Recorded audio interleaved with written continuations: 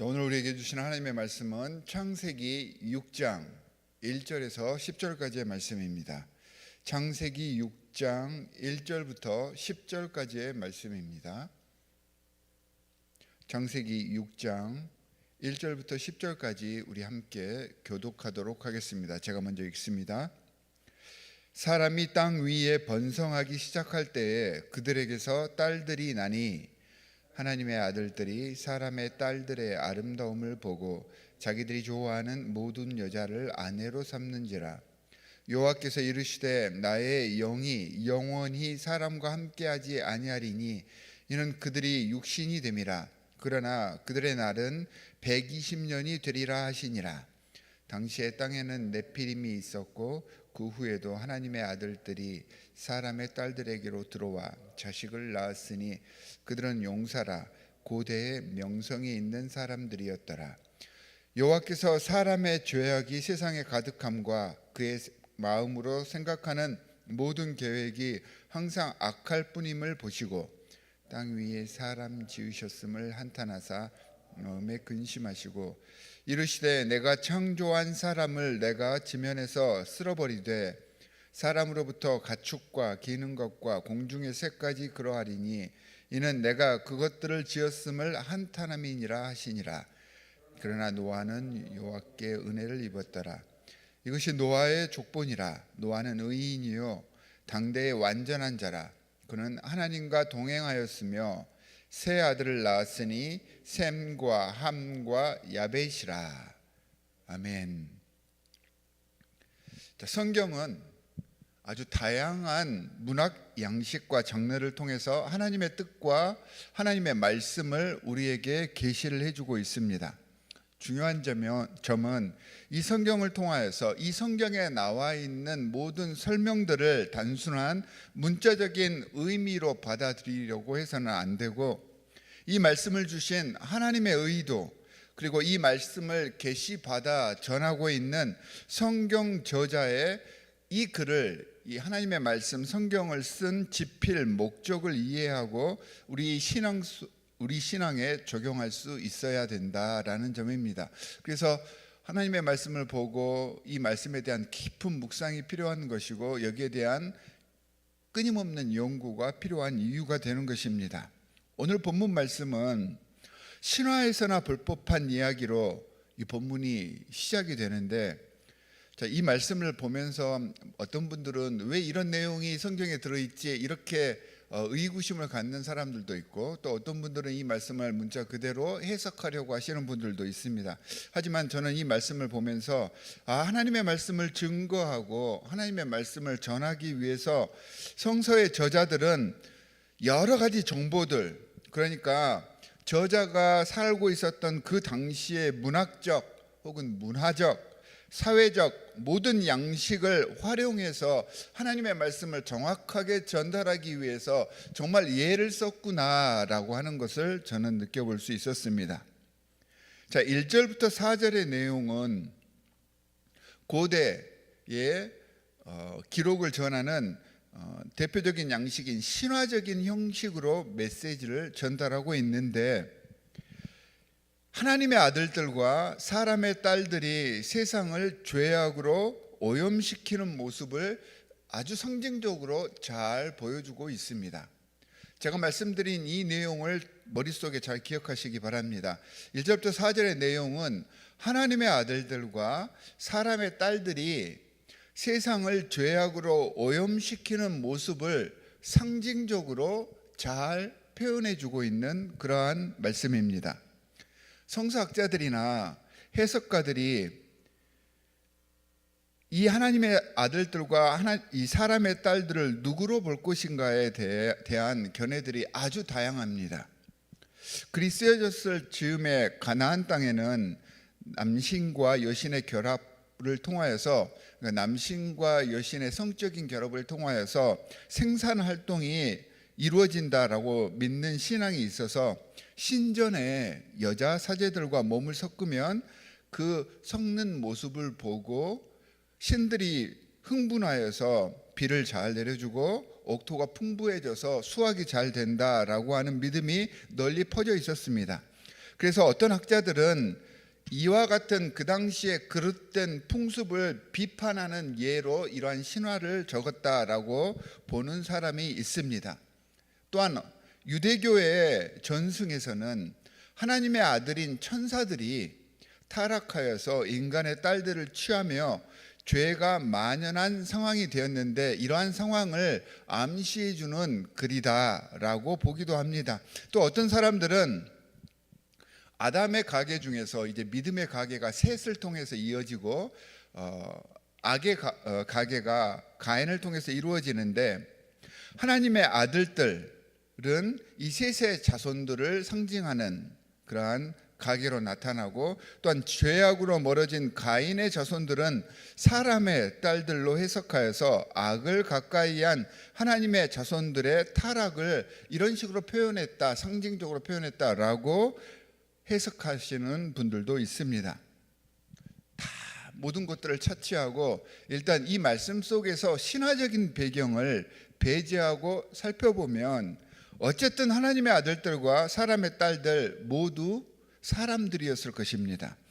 그 가운데 하나님의 아들들이라고 지칭된 사람들은 아마도 우월한 자들 혹은 권력 있는 힘 있는 자들을 의미하고, 이들이 그 권력을 통해서 아름다운 것을 보고 아내를 고른다라고 설명을 해주고 있는데, 이러한 상황이 사람들이 높아지니까 자기 보기에 좋은 것을 선택하여서 자기 것으로 취하려 하는데, 이처럼 스스로 자신이 정해놓은 것들을 따라서 분별하려 하고 스스로 판단하는 위치에 올라서 하나님처럼 되려고 하는 그 교만한 모습을 보여주는 문장으로 원죄의 모습을 그려내고 있다라고 번역하기도 합니다. 이처럼 사람들이 타락하기 시작했고, 이런 모습으로 인해서 세상에 악이 만연하여 모든 것들이 악할 때까지 가버렸고, 이 상황을 보고 하나님께서는 한탄하시고 마음에 근심하실 지경이 되었음을 저자는 이 신화적인 장르를 이용해서 적절하게 증거하며 이 상황을 묘사하고 있는 것입니다. 그래서 이 말씀은요, 실제로 하나님의 자녀들이 누구이며 인간의 딸들이 누구인가 이런 게 중요한 게 아니고요, 어떻게 이 땅에 타락해 가기 시작했는지, 이 말씀은 이러한 과정을 서사적이고 상징적이지만 아주 간략하고 명확하게 전달하는 뛰어난 문학 양식으로 이 저자가 사용을 하고 있는 것입니다. 이런 상황 속에서도, 이렇게 세상이 타락하는 상황 속에서도 하나님께서는 인류의 희망은 인류임을 잊지 않으셨습니다. 죄악이 만연한 세상이지만 하나님께서는 이 세상에 속해 있던 하나님의 사람 노아를 보셨습니다. 그리고 인류를 향한 희망을 세상 사람들 속에 섞여 있는 노아를 통해서 보신 것입니다. 완전히 단절된 듯 보였지만 아직 주님과 소통하며 연결하여 계속해서 대화가 되는 사람이 있었던 것입니다. 주께서 인류의 희망으로 보았던 노아의 특징, 이 특징이 오늘 본문 8절과 9절에서 소개가 되고 있습니다. 가장 첫 번째 8절에 나와 있듯이 노아는 하나님의 은혜를 입은 자였다라고 말씀은 전하고 있습니다. 자, 하나님의 은혜를 입었다는 것은 그 은혜를 인정하고 받아들여서 그 은혜의 혜택을 경험했다는 것입니다. 그러니까 은혜의 실체를 알고 실질적으로 그 은혜가 있다는 것을 체험했다는 것이죠.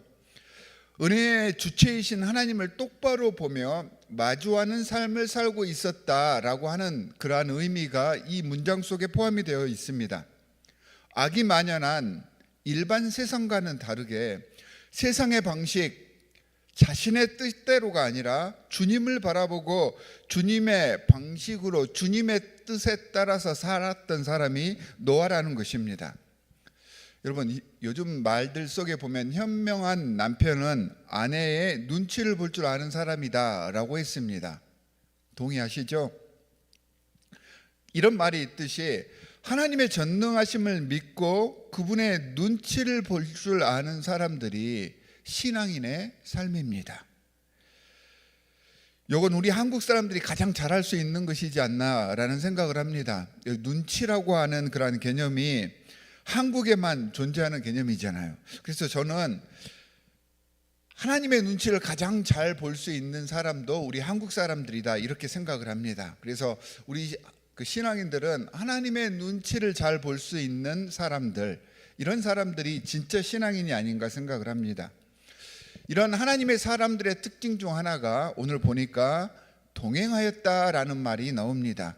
자, 의인의 가장 대표적인 특징을 이 창세기에서는 하나님과 동행하였다라고 하는 말로 표현을 합니다. 어제 말씀에서도 에녹도 하나님과 동행하는 삶을 살았는데 그 후손인 이 노아도 하나님과 동행하였다라고 표현을 하고 있습니다.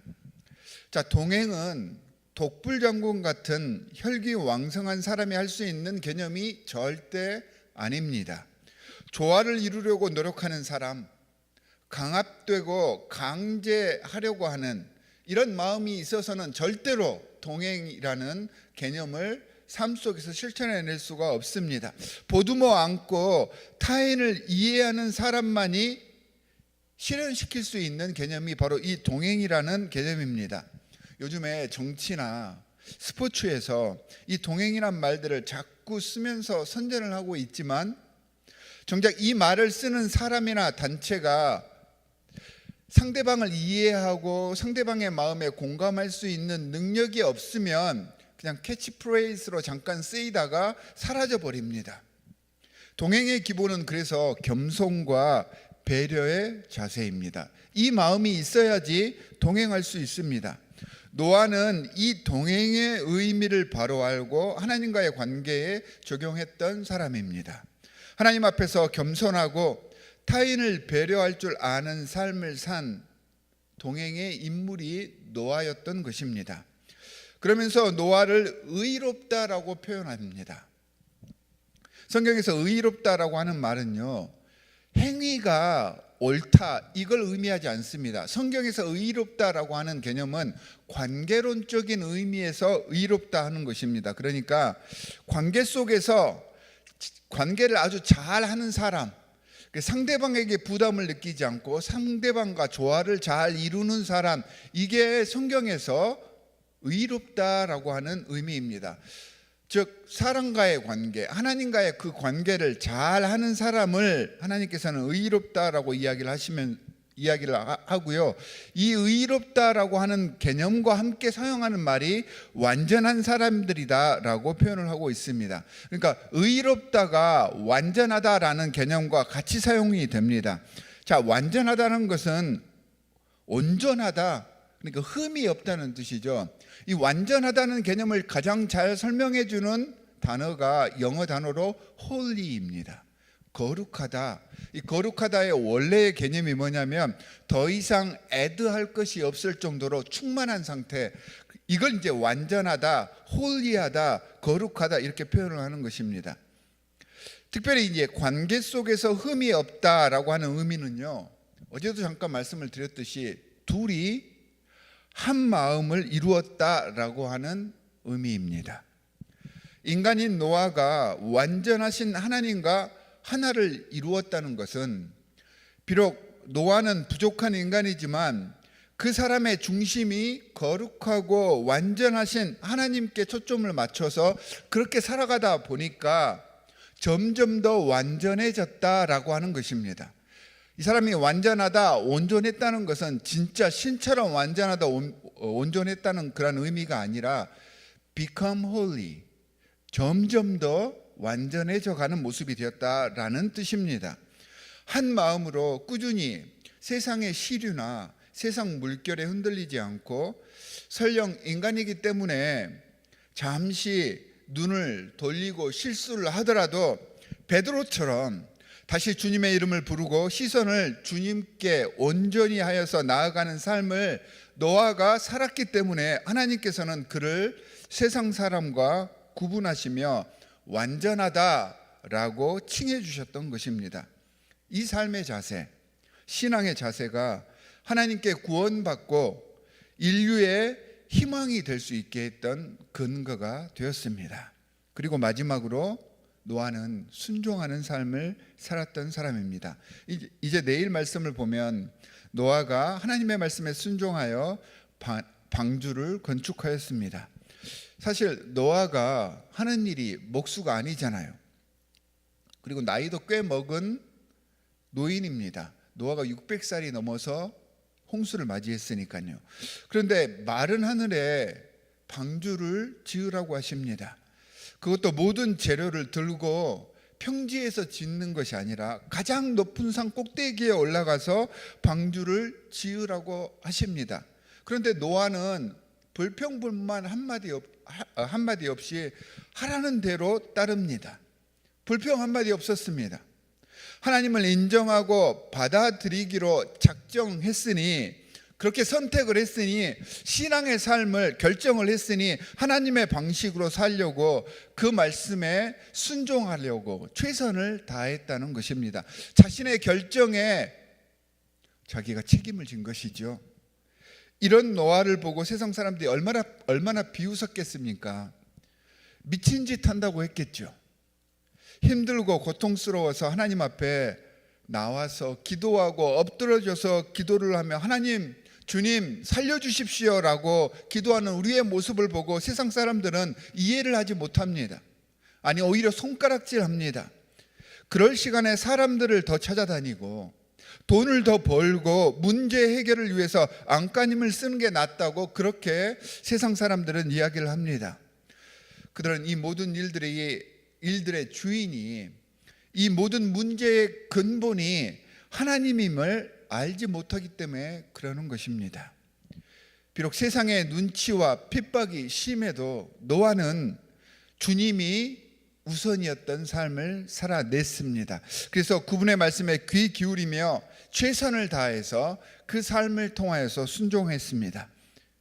그리고 그 결과는 하나님께서 책임지시고 결정하시고 인도하시고 베풀어 주셨습니다.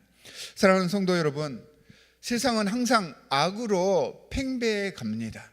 지금도 악이 만연하는 것이 세상의 본 모습입니다. 하지만 우리는 하나님의 선택받은 의인들이지 않습니까? 하나님의 자녀들이지 않습니까?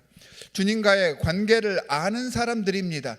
주님과의 관계를 세상 속에서 선택해서 그 선택의 길, 신앙의 길을 가려고 노력하는 사람들입니다. 노아처럼 더더욱 주님의 은혜 안에서 주님과 동행하시기를 바랍니다. 여러분들의 선택에서 하나님이 최우선이 되는 그러한 삶을 오늘 하루도 살아내시기를 주 예수 그리스도의 이름으로 간절히 축원합니다. 두 가지 기도 제목을 드리도록 하겠습니다. 첫 번째는 창조주이시며 구세주이신 우리 주 하나님을 똑바로 보게 하시고 주께 영광 돌리는 삶, 주님을 내 창조주로 결정했으니 순종하는 삶을 살 수 있도록 해 주십시오라고 기도하시기 바랍니다. 또한 악한 세상과 구분된다는 것은 세상 사람들을 밀어내라는 의미가 아닙니다. 오히려 세상 속에서 소금의 역할, 빛의 역할을 감당하면서 하나님의 자녀로 당당하게 살라는 그러한 의미입니다.